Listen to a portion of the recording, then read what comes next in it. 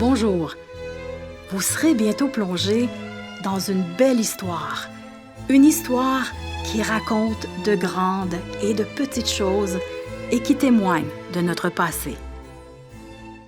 Raymond Brunet, un grand bâtisseur de l'Outaouais, décédé le 24 mars 1961 à l'âge de 64 ans, est inhumé ici, au cimetière Notre-Dame de Gatineau.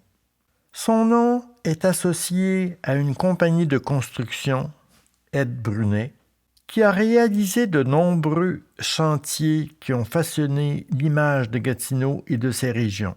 Il est aussi associé à l'histoire de la politique municipale de l'ancienne ville de Hull. Né le 22 février 1897 à L'Orignal, en Ontario, fils d'Édouard Brunet et de Georgiana Labelle, Raymond Brunet a étudié au Collège Bourget à Rigaud et à l'Université Laval à Québec. Doué d'une intelligence supérieure et d'une forte personnalité, il décroche le prix Prince de Galles en 1916. Pendant ses études, il écrit plusieurs poèmes, odes et sonnets sous son nom de plume, Le Cygne. Après ses études, il a suivi les traces de son père qui avait fondé en 1901 la compagnie de construction Ed Brunet.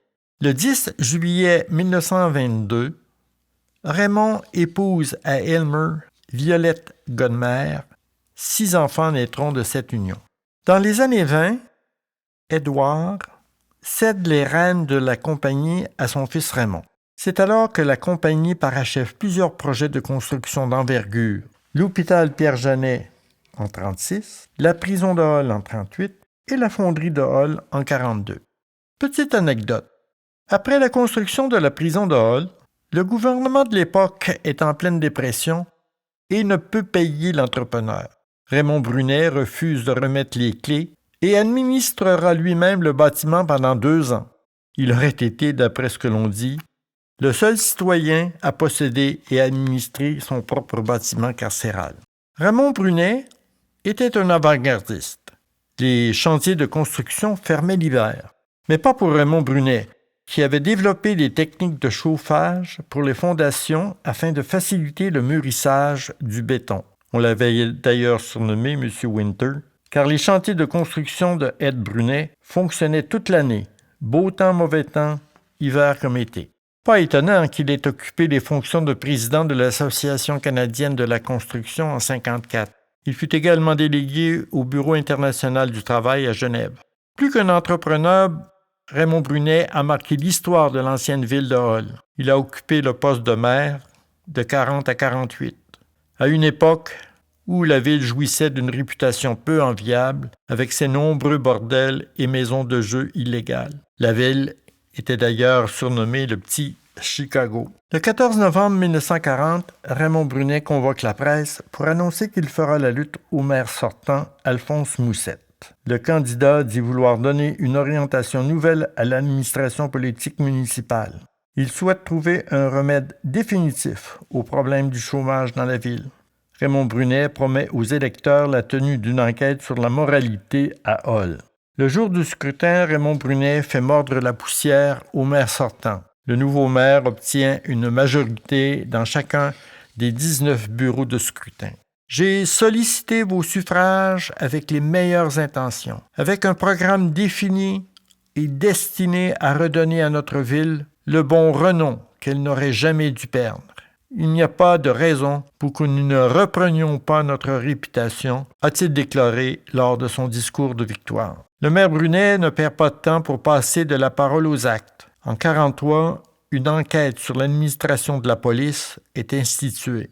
Au terme de l'enquête, le tribunal condamne l'ex-maire Alphonse Moussette et l'échevin Achille Morin, de même que l'ancien échevin Émile Dompierre, d'avoir protégé des maisons de prostitution et de jeux et d'avoir entravé le travail des policiers. Pendant ces années à la mairie, il présidera l'Union des municipalités et sera délégué au Congrès international des municipalités à La Haye.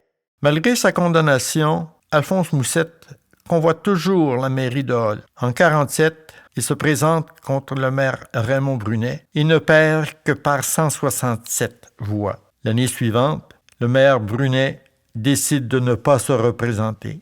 L'ex-maire Moussette est réélu le 20 décembre 1948 en récoltant 64 % des voix. Après le départ de Raymond Brunet et le retour du maire Moussette, Hall retombera alors dans ses mauvaises habitudes.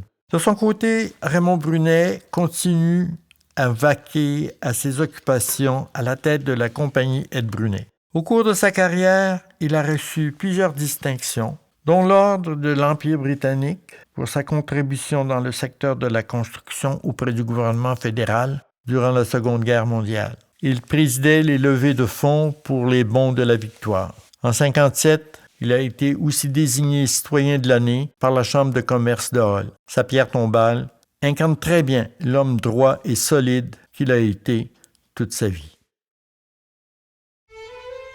Nous espérons que cette histoire vous a plu. N'hésitez pas à vous brancher sur notre site afin d'en savoir davantage. Bonne journée!